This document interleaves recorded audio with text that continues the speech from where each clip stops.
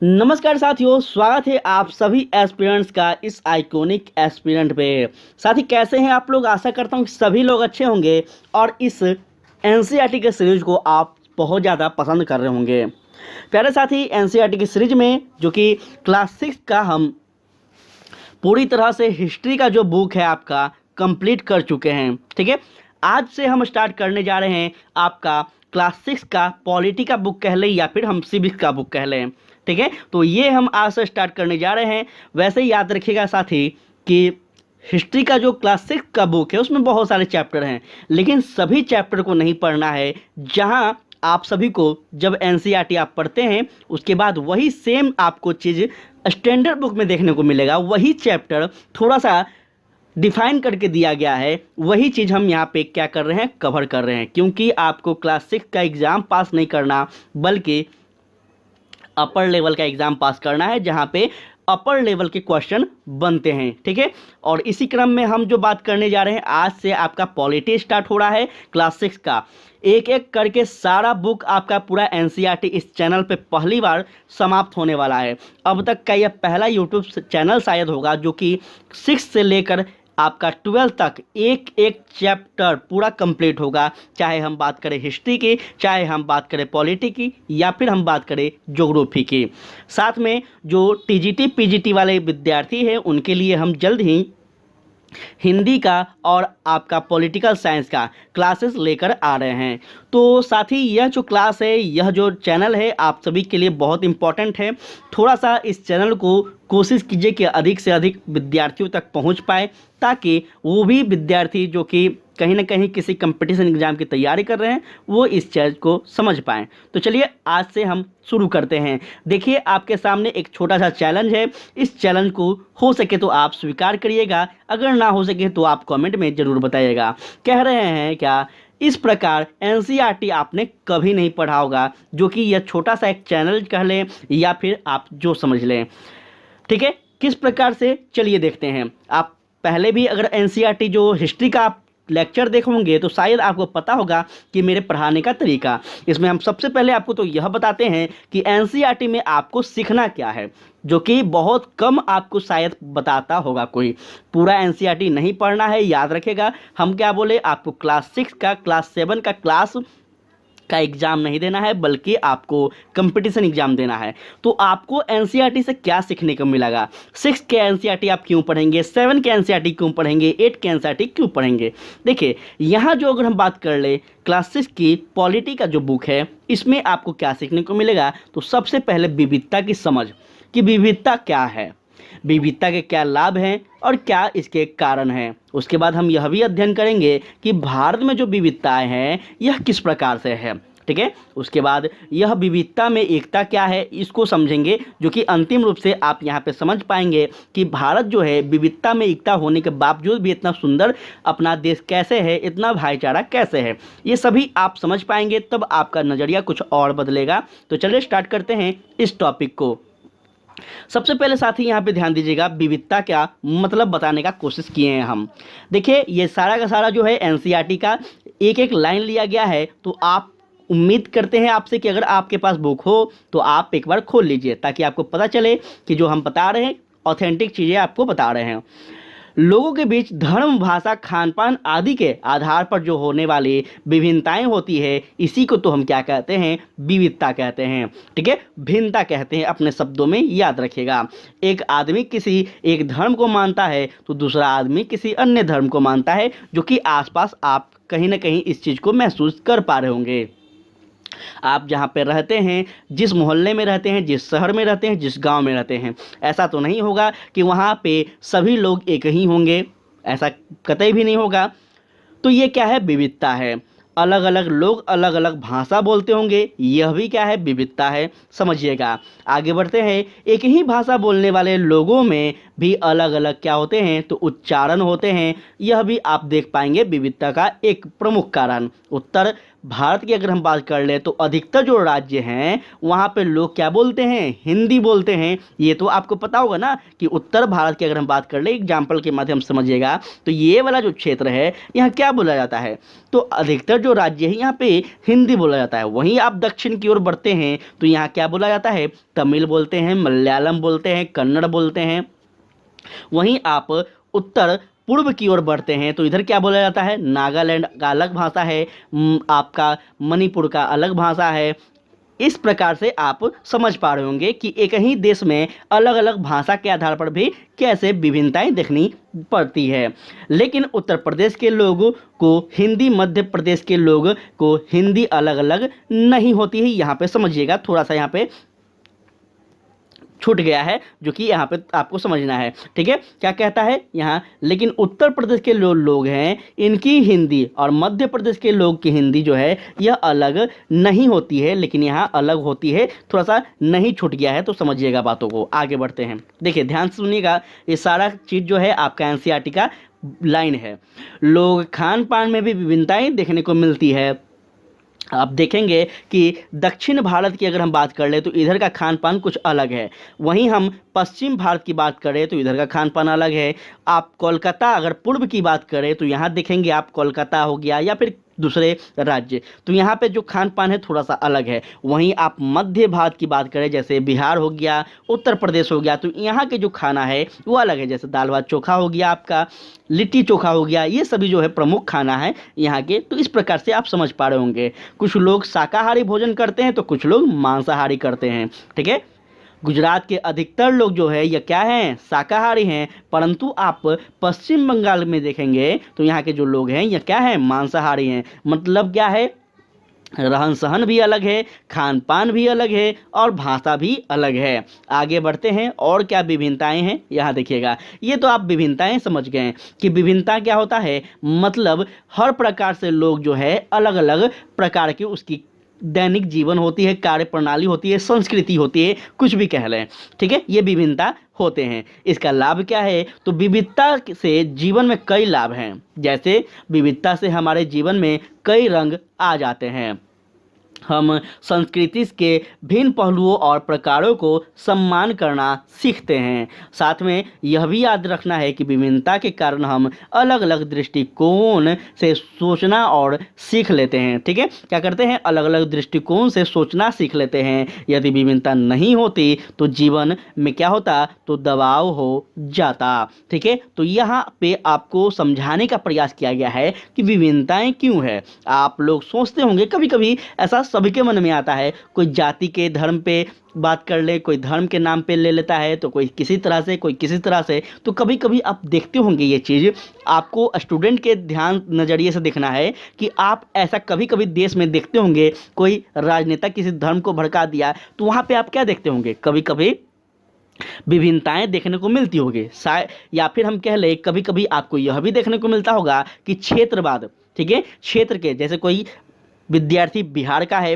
कोई विद्यार्थी झारखंड का है, कोई विद्यार्थी आपका मणिपुर के ले लें, तो यहाँ पे भी आप क्या देखते होंगे, क्षेत्रवाद। तो यहाँ पे ये सभी क्या है, विभिन्नताएं कभी देखने को मिल जाते हैं। लेकिन यह कभी कभी क्या होता है, विभिन्नताएं तो किसी के द्वारा भड़काए गए विभिन्नताएं होती है। वास्तविक में जो हम अगर बात कर ले पूरे संपूर्ण भारत के, तो यह विभिन्नता होने के बावजूद भी हम एक हैं। यह कैसे हैं, आगे आपको पता चलेगा। ध्यान दीजिएगा, कुछ यहाँ पे हम डायमेंशंस, कुछ अलग अलग पार्टों के आधार पर हम आपको समझाने का प्रयास करेंगे।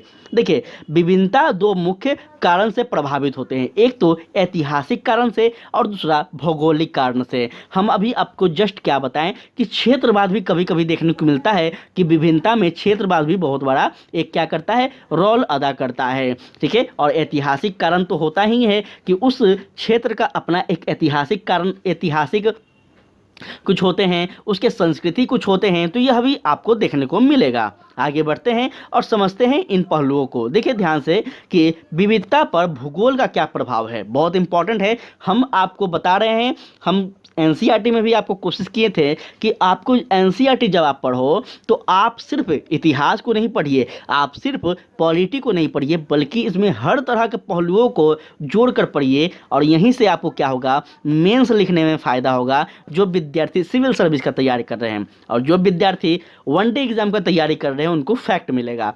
चलिए समझते हैं यहाँ पे इसके क्या प्रभाव हैं। हमारे भूगोल जो है, अगर बात करें भूगोल की, तो हमारे जीवन में कई पहलुओं को प्रभावित करता है। जैसे भूगोल से यह पता होता है कि हमारी शक्ल कैसी है, हम क्या खाते हैं और हम क्या पहनते हैं। क्या यहाँ पे गलत लिखा गया है? अगर हम बात कर लें भूगोल की, तो क्या भूगोल से आप यहाँ पे नहीं देखते हैं कि अलग अलग क्षेत्रों में जो होता है व्यक्ति का जो होता है वह रंग भी अलग होता है। उसके जो हम फेस की अगर बात कर ले तो चेहरे में भी परिवर्तन देखने को मिलते हैं, और इसे हम क्या कहते हैं? आप देखते हैं जब इतिहास आप पढ़ते हैं तो आप देखते हैं ना, रंग के आधार पर भी भेदभाव किया जाता था। चाहे हम भारत की बात कर ले, या फिर हम अमेरिका की बात कर ले, या फिर हम अफ्रीका की बात कर ले, तो यहाँ पे आप समझ पा रहे होंगे कि क्षेत्र में जो होते हैं रंगों के आधार पर, फेस शक्ल के आधार पर भी जो तो होता है भेदभाव होता है। अर्थात जो है हम बात कर ले कि भूगोल का भी कहीं ना कहीं विविधता में प्रमुख जो है योगदान है, इसका भी प्रभाव है। भारत में भौगोलिक विविधता प्रचुर मात्रा में देखने को मिलती है। कैसे मिलती है, यहाँ पे हम आपको बहुत अच्छे से समझाएंगे। चलिए देखिएगा, भारत के दृष्टिकोण से हम अभी क्या बात किए हैं, तो यह आपको वैश्विक स्तर पर बात किए हैं। अब हम बात करेंगे भारत के परिप्रेक्ष्य में भौगोलिक लक्षणों के कारण होने वाली विविधता के उदाहरण। देखिए, एक है जम्मू कश्मीर। हिमालय के निकट होने के कारण यहाँ पे क्या होती है, तो ठंड जगह, यह ठंड स्थान है, ठंड जगह है, इसलिए यहाँ के लोग जो है अक्सर क्या हैं, तो गोरे एवं लंबे होते हैं। इतना तो आप देखे ही होंगे कि जो कश्मीरी लोग होते हैं वो अक्सर क्या होते हैं, एकदम क्यूट होते हैं, एकदम गोरे होते हैं। अगर एक थप्पड़ लग जाए तो लाल हो जाएंगे। ठीक है, मजाक कर रहे हैं, सीरियस नहीं लेना है।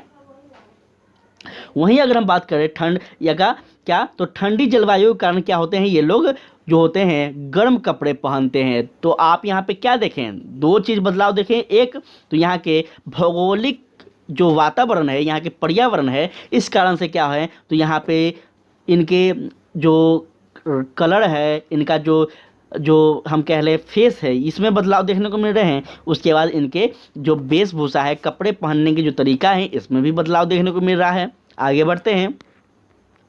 दक्षिण भारत की जलवायु गर्म और नम होती है। यह जो है इसलिए क्योंकि दक्षिण भारत के लोग जो हैं अक्सर गहरे जो रंग के, मध्य और लंबाई के होते हैं। ठीक है, आप देखेंगे दक्षिण भारत की अगर हम बात कर लें तो आप देखते हैं ना कि क्या होते हैं, थोड़ा सा वो लंबे लंबे दम होते हैं, और थोड़ा सा क्या होते हैं, सांवले कलर की कह लें, या फिर थोड़ा सा हम कह लें ब्लैक होते हैं। ठीक है, तो यह आपको ध्यान रखना है। आप अभी भारत में क्या देखें, एक ही देश है, लेकिन आप उत्तर में अगर देख रहे हैं तो जो रंग है इनका अलग है।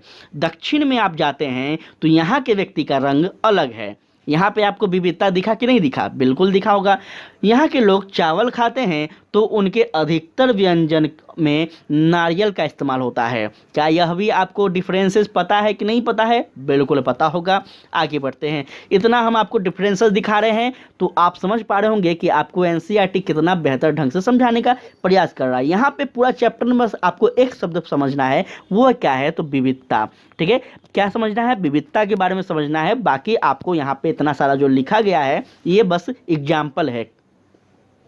पश्चिम बंगाल में भी गर्म और नम जलवायु है, इसलिए पूर्वी भारत के अधिकतर लोग जो हैं यह त्वचा भूरी एवं गहरी होते हैं। ठीक है, अब आप क्या देख रहे हैं, तो पूर्व भारत की बात कर रहे हैं हम। ठीक है, अभी हम क्या बात किए हैं, तो उत्तर और दक्षिण की बात किए हैं। यहाँ के लोग मुख्य रूप से चावल और मछली खाते हैं। ठीक है, आपने अभी उत्तर और दक्षिण का क्या देखा, तो कोई नारियल पी रहे हैं तो कोई चावल खा रहे हैं। आप पूर्व की ओर बढ़ते हैं तो क्या देख रहे हैं, तो यहाँ पे कोई मछली खा रहा है, कोई आपका चावल खा रहा है। आगे बढ़ते हैं। विविधता पर इतिहास का क्या प्रभाव है? अभी हम ज्योग्राफी का बात कर चुके हैं, अब हम हिस्ट्री पे चलते हैं। विविधता पर इतिहास का भी जो है गहरा प्रभाव है। कैसे है साथी, समझिएगा। हमारे भोजन में इस्तेमाल होने वाले अधिकतर जो चीज़ें हैं ये अलग अलग देशों से आई है ना।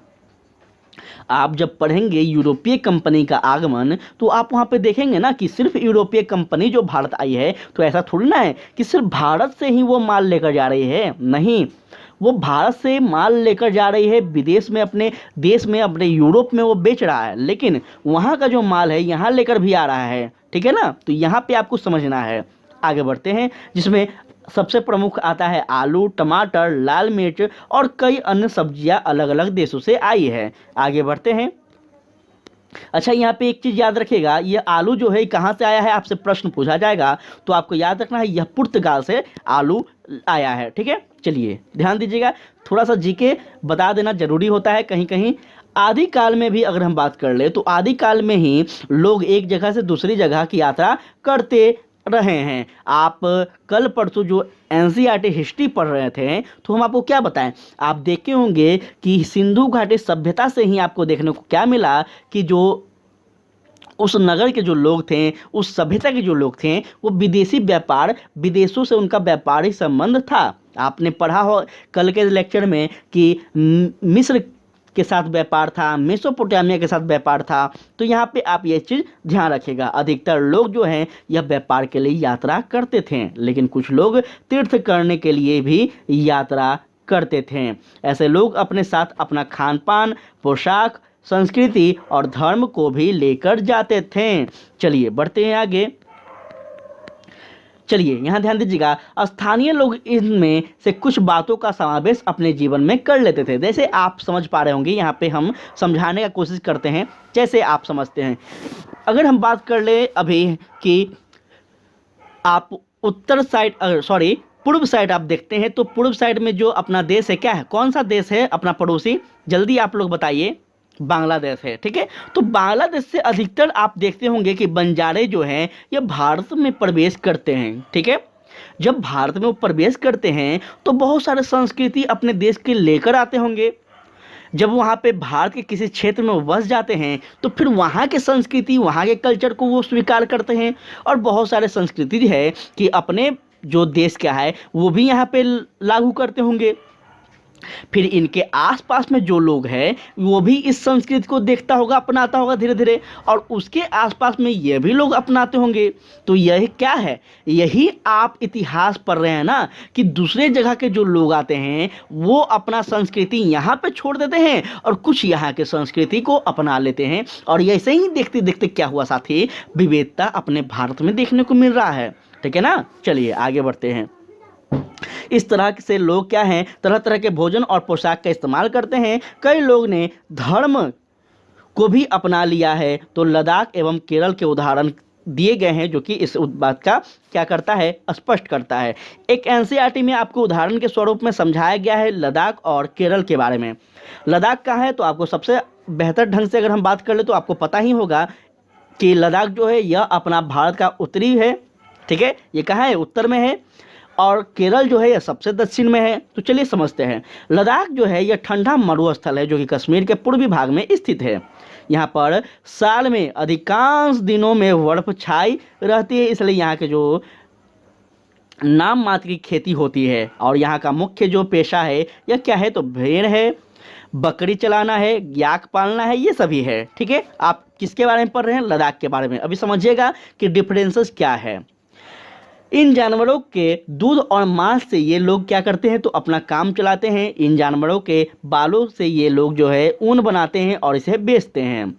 लद्दाख के लोग जो हैं यह पश्मीना शाल बनाते हैं और उन्हें कश्मीर के व्यापारियों से बेच देते हैं। आगे बढ़ते हैं। यहाँ पे आप देख पाते होंगे कि ठंड का जो अभी मौसम आने वाला है तो आप देखेंगे कि अपने क्षेत्र में भी कश्मीरी शॉल जो होता है यह बड़े बड़े स्टॉल मार्केट में लगाकर बेचा जाता है और बहुत ज़्यादा इसका डिमांड भी रहता है। तो आप देख पा रहे होंगे ये कश्मीरी शॉल कहाँ से आ रहा है, तो आप उत्तर भारत की याद रखेंगे। आगे बढ़ते हैं और भी आपको क्लियर होगा।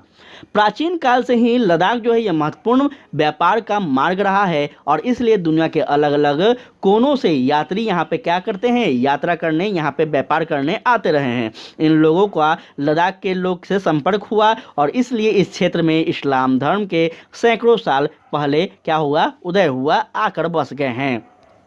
ठीक है, ये सभी बात है जो एनसीईआरटी कह रहा है, जब आप स्टैंडर्ड बुक पढ़ेंगे और आपको डेप्थ में समझ में आएगा। चलिए आगे बढ़ते हैं, समझिएगा।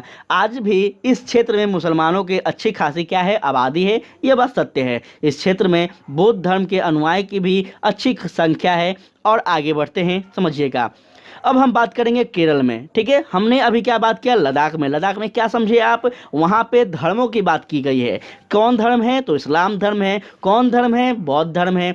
और कैसे उनका उदय हुआ, जब दूसरे देश के अगर हम बात कर लें मध्य एशिया के लोग व्यापार करने आते थे, तो वहाँ पे धीरे धीरे वहाँ पे लोग बसने लगे और इसलिए वहाँ पे इस्लाम धर्म देखने को मिलता है। हम अब बात करेंगे केरल की। केरल जो है भारत के दक्षिण छोर पर केरल स्थित है और यह जो केरल है, जो प्राचीन काल से ही केरल व्यापार का एक प्रमुख क्या रहा है, केंद्र रहा है। व्यापारी यहाँ मसाले का व्यापार करने आते थे और इन्हीं व्यापारियों के कारण केरल में लगभग 2000 वर्ष पहले ईसाई धर्म भी आते हैं। क्लियर है? आगे चलिए बढ़ते हैं, ध्यान दीजिएगा यहाँ पे। इसी प्रकार अरब के व्यापारियों के कारण यहाँ इस्लाम धर्म आया है। ठीक है, आप पढ़ेंगे आधुनिक इतिहास, तो आधुनिक इतिहास से पहले आपको पढ़ना है क्या, तो अरब आक्रमण। अरब आक्रमण आप मध्यकालीन इतिहास में पढ़ते हैं। मध्यकालीन इतिहास में जब अरब पढ़ेंगे आप वहाँ पे देखेंगे कि केरल हो गया, गोवा हो गया, इन क्षेत्रों पर किसका वर्चस्व रहता है, तो अरब वासियों का रहता है। ठीक है, और अरब जो है वो किस धर्म को मानते हैं, तो अच्छे से पता है आपको, इस्लाम धर्म को मानते हैं।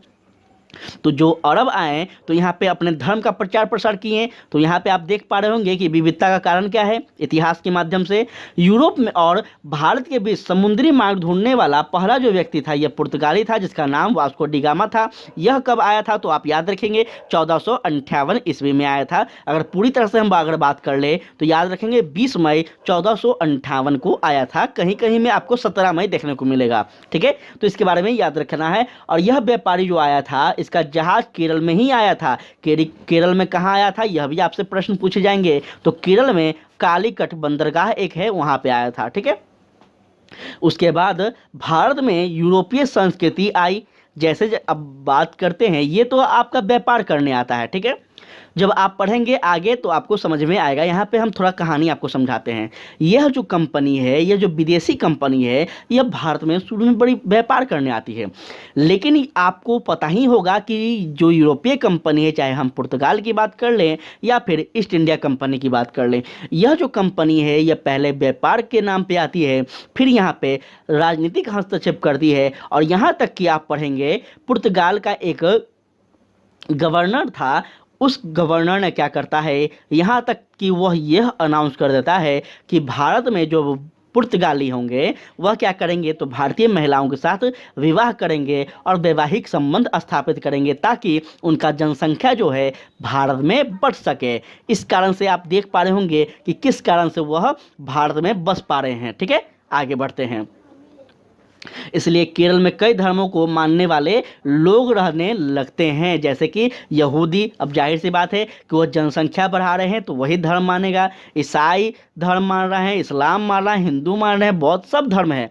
और यही ना विविधता है। विविधता क्या है, अलग अलग प्रकार के लोग यहाँ पे हैं, यही तो विविधता है ना। यहाँ पे समझाने का प्रयास किया जा रहा है सिर्फ आपको एक चीज़, विविधता क्या है। केरल के तटीय इलाके में जो मछली का जाल इस्तेमाल होता है वह चीन के जाल से क्या होता है, जैसा दिखता है। इस केरल में चीन के जो है चीन वाला कहते हैं। ठीक है, इसे क्या कहते हैं, चीन वाला कहते हैं। और तलने के लिए जो है इस्तेमाल किए जाने वाले एक बर्तन का नाम क्या है, तो चीना पट्टी है। ठीक है, आप अब यहाँ पे क्या देखें, धर्म दूसरा है। अब आप देख रहे हैं यहाँ पे व्यापार जो है दूसरे देश का वस्तु भी प्रयोग किया जा रहा है। चलिए और भी आपको चीज़ दिखाते हैं। आज के इस क्लास में बहुत कुछ सीखने को मिलेगा।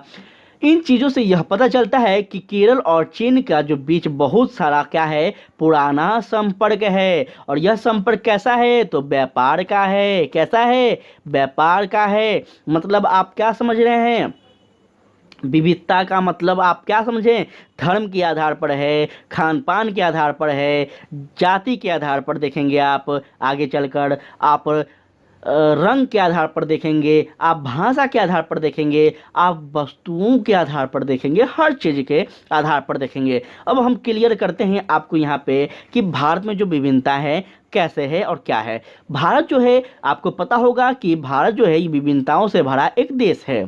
ठीक है, भारत में लगभग हर मुख्य धर्म को मानने वाले लोग रहते हैं, ठीक है। और अलग अलग धर्म को मानने वाले कई मायनों में एक दूसरे से क्या है, अलग है। जैसे रीति रिवाज की बात कर लें, त्योहारों की बात कर लें, मान्यताओं की बात कर लें, खान पान की बात कर लें, पारंपरिक परिधान की बात कर लें, हर तरह से क्या है, अलग है। जैसे हम बात करें हिंदू धर्म की, तो हिंदू धर्म में जो है क्या मनाते हैं, हम दशहरा मनाते हैं, दिवाली मनाते हैं, होली मनाते हैं, छठ मनाते हैं। वहीं अगर बात करें इस्लाम धर्म की, तो इस्लाम क्या मनाते हैं, ईद मनाते हैं, रमज़ान मनाते हैं, इस तरह के मानते हैं, ठीक है। वहीं हम बात करें सिख की, तो सिख क्या मनाते हैं, गुरु नानक का जयंती मनाते हैं। ऐसे ऐसे अलग अलग हैं, ठीक है। तो अलग अलग धर्म का अपना अपना एक त्यौहार भी अलग है, उनका खान पान भी अलग है। यहाँ पे उनका कपड़ा का आप देखते होंगे, डिजाइनिंग, वेशभूषा भी अलग है, ठीक है। हम लोग क्या पहनते हैं, नॉर्मल शर्ट पैंट पहनते हैं। इस्लाम जो धर्म अपनाते हैं वो क्या पहनते हैं, कुर्ता पजामा पहनते हैं। इस तरह समझ रहेंगे, ठीक है। आगे बढ़ते हैं, प्रयास है कि आपको समझ में आए, ठीक है। ज़्यादा बोर लगे तो आप कमेंट करके बताइएगा, थोड़ा सा लेंदी है लेकिन बहुत इंपॉर्टेंट है। भारत में विविधता के जो उदाहरण है, दुनिया के मुख्य, हम बात कर रहे हैं यहाँ पे दुनिया में मुख्य 8 धर्म, और भारत में इन सभी धर्मों का अनुयायी रहते हैं। देख पा रहे होंगे आप कि 8 धर्मों का अनुयायी जो है ये भारत में देखने को मिलता है। ऐसे इतिहास की अगर हम बात कर ले तो लगभग यहाँ पे 1600 से अधिक भाषाएं भी बोली जाती है, और भारत में 100 से अधिक जो है यह प्रकार के क्या है, नृत्य है। देखिए यहाँ से क्वेश्चन आपसे पूछे जाएंगे, यही सब आपको फैक्ट जानना है, याद रखिएगा, यही फैक्ट आपसे पूछ लेगा। तो यहाँ पे आप याद रखिएगा, भारत के विभिन्न भागों में विभिन्न चित्र की विभिन्नता शैली देखने को मिलती है, ठीक है ना। आप दक्षिण भारत में जाएंगे तो यहाँ के अलग नृत्य है, आप पढ़ेंगे दक्षिण भारत की जो नृत्य है, लोक नृत्य जो है, भारतनाट्यम है, और भी अलग अलग ऐसे हैं। आप बिहार का अलग लोक नृत्य देखेंगे, बिहार का लोकगीत अलग है, झारखंड का लोकगीत अलग है। तो यहाँ पे क्या है, हर तरह की विभिन्नता है।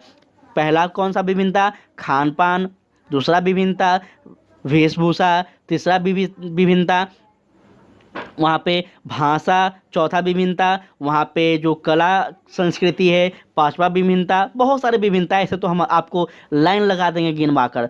तो जो पांचवा विभिन्नता है वो क्या है, तो पांचवा विभिन्नता जो थोड़ा थोड़ा आप देखेंगे शक्ल में भी विभिन्नताएं देखने को मिलती है। कोई व्यक्ति लंबा है, कोई व्यक्ति छोटा है, कोई व्यक्ति बहुत ज़्यादा मतलब गोरा वाइट है, तो कोई थोड़ा सांवला है, कोई थोड़ा सा मतलब अजीब टाइप का उसका फेस है, कोई अलग अलग, मतलब इस तरह के आप देख पाते होंगे, ठीक है ना। चलिए यहाँ समझ लेंगे, यह जो हम समझा रहे हैं बस इतना याद रखिएगा, कोई भी अपने दिल पे नहीं लेना है, हम बस आपको समझाने का प्रयास कर रहे हैं। और यहाँ पे हमारा और आपका एक ही उद्देश्य होना चाहिए, चीज़ों को समझना है। कोई अपने मन पे नहीं लेगा, कोई अपने धर्म पे नहीं लेगा, ठीक है, क्लियर। हम भी कोई ज़्यादा स्मार्ट नहीं है, आप हमें भी देख सकते हैं, और हम भी इसी विविधता वाले देश में रहते हैं, क्लियर है। चलिए, विभिन्नता में एकता कैसे अब है। अब आपने यहाँ तक तो यह समझा कि अलग अलग देश के लोग हैं, अलग अलग भाषाएं हैं, अलग अलग संस्कृति है, अलग अलग खान पान है, फिर हम इतने बड़े देश में इतना विभिन्नता होने के बावजूद भी एक कैसे हैं। यहाँ तो डेली यहाँ पे झगड़ा होना चाहिए था, यहाँ पे डेली हंगामा होता, कैसे एकता है समझिए यहाँ पे। अब हम बात करेंगे संविधान की, ठीक है, क्लियर करते हैं। जवाहरलाल नेहरू ने सबसे पहले अनेकता में एकता का इस्तेमाल किया है। किसने किया, जवाहरलाल नेहरू ने। और नेहरू ने इन शब्दों का जो इस्तेमाल इसलिए किया था क्योंकि विविधता ही हमारे देश की शक्ति साबित होती है। जब अंग्रेज यहाँ आए थे तो उन्हें लगता था कि भारत जैसे विविधतापूर्ण देश पर शासन आसान होगा। तब आप देखे होंगे, जब आप इतिहास पढ़े होंगे या आगे पढ़ेंगे, आप देख पा रहे होंगे कि अंग्रेजों का जो नीति था क्या था, फूट डालो शासन करो। वो जाति के आधार पर, धर्म के आधार पर, वेशभूषा के आधार पर क्या कर रहा था, तो विभाजन कर रहा था, भेदभाव अपने में ही पैदा कर रहा था, ठीक है, सब भारतीयों में ही। तो यहाँ पे आप इस चीज़ को समझिएगा, उन्हें क्या किया था, फूट डालो शासन करो का नीति अपना रहा था वो। लेकिन भारत के अधिकांश लोग थे जो वो क्या कर रहे थे, अपने धार्मिक एवं संस्कृति के मतभेदों को भुलाकर क्या कर रहे थे, तो अंग्रेजों से लोहा ले रहे थे। क्या 1857 की क्रांति अगर ऐसा सोचता कि यह अलग अलग समुदाय के लिए है, अगर 1857 की क्रांति में सोचता कि झांसी की रानी को गद्दी नहीं मिल रहा है, वीर कुंवर सिंह को उनका जमीन नहीं बिक रहा है, तो ऐसा होता क्या? नहीं। लेकिन यहाँ पे क्या हुआ, सभी लोग ने मिलकर किया। जब आप पढ़ेंगे किसान आंदोलन, तो किसान आंदोलन क्या है, खाली किसाने लड़ा है क्या? नहीं। आप पढ़ेंगे जनजातीय आंदोलन, तो क्या सिर्फ जनजाति लड़े हैं क्या? नहीं, इसमें बहुत सारे स्वतंत्रता सेनानी थे जो भी इसमें पार्टिसिपेट किए, उनका सहयोग किए हैं। ठीक है, तो यहाँ पे आपको समझना क्या है, समझना ये है कि जब बात आती है, हम विभिन्नता हैं, हमारे देश में विभिन्नता है, अलग अलग हैं, परंतु जब आए बात हमारे भारत राष्ट्र की, हमारे क्षेत्र की, तब हम क्या हैं साथी, हम सबसे पहले भारतीय हैं, हिंदुस्तानी हैं, इंडियन हैं। यह बात हमारे मन में सबसे पहले आती है, और यही हमारा क्या है, विभिन्नता के बावजूद भी हम एकता हमें में देखने को मिलती है। और एक राष्ट्र का जो निर्माण होता है तभी होता है, याद रखेगा।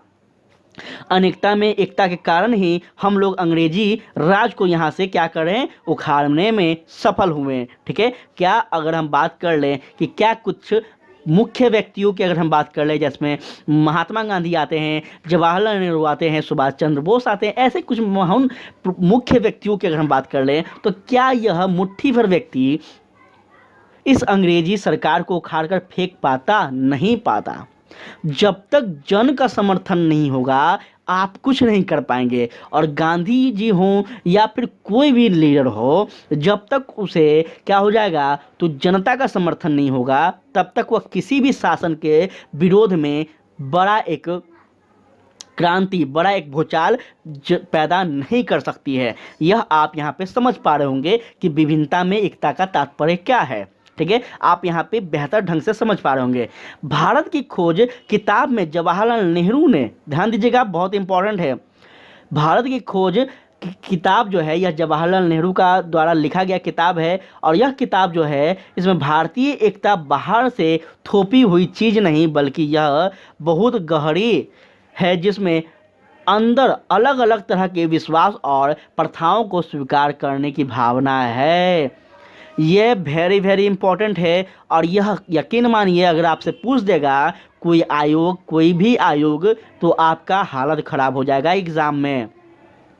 क्या पूछ रहा है, कितना डेप्थ में पूछ रहा है, ये आपको इतिहास जब आप पढ़ेंगे, मॉडर्न हिस्ट्री स्टैंडर्ड बुक, तब भी आपको नहीं मिलेगा, क्योंकि हम बहुत सारी किताब पढ़ कर बैठे हैं। ठीक है, क्या कह रहा है, जवाहरलाल नेहरू का एक पुस्तक है, पुस्तक का नाम आपसे पूछ देगा, तो पुस्तक का नाम बताइएगा, भारत की खोज।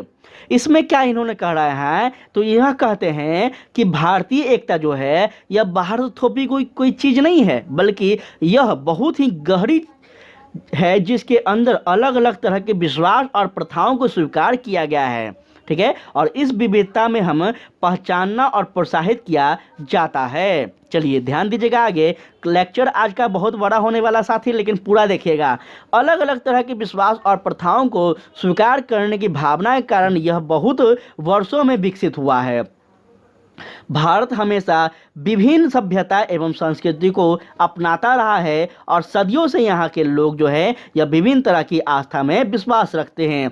तभी तो आप क्या पढ़ते हैं, आप जब अपने भारतीय संविधान की उद्देशिका प्रस्तावना पढ़ेंगे, तो उसमें एक शब्द है, कौन सा शब्द है, तो धर्मनिरपेक्ष, पंथ निरपेक्ष। यह पंथ निरपेक्ष जो है, इसको क्यों जोड़ा गया है, संविधान निर्माताओं के द्वारा इसको क्यों जोड़ा गया है, कभी आप इसको विचार कीजिएगा। तो साथ ही यहाँ पे आपको विचार करने जब आप जाएंगे, तो आपको निष्कर्ष के रूप में यही मिलेगा कि धर्मनिरपेक्ष का मतलब है कि भारत का कोई धर्म नहीं होगा। क्यों नहीं धर्म होगा, क्योंकि भारत में अनेक प्रकार के क्या हैं, तो सभ्यताएं हैं, यहाँ संस्कृति है, अलग अलग धर्म के यहाँ लोग हैं। अगर भारत जो है एक धर्म को मानती है, तो यकीन मानिए फिर यहाँ पे विभिन्नता देखने को नहीं मिलेगी ना। तो यहाँ पे इस बात को याद रखिएगा। आगे बढ़ते हैं, समझिएगा।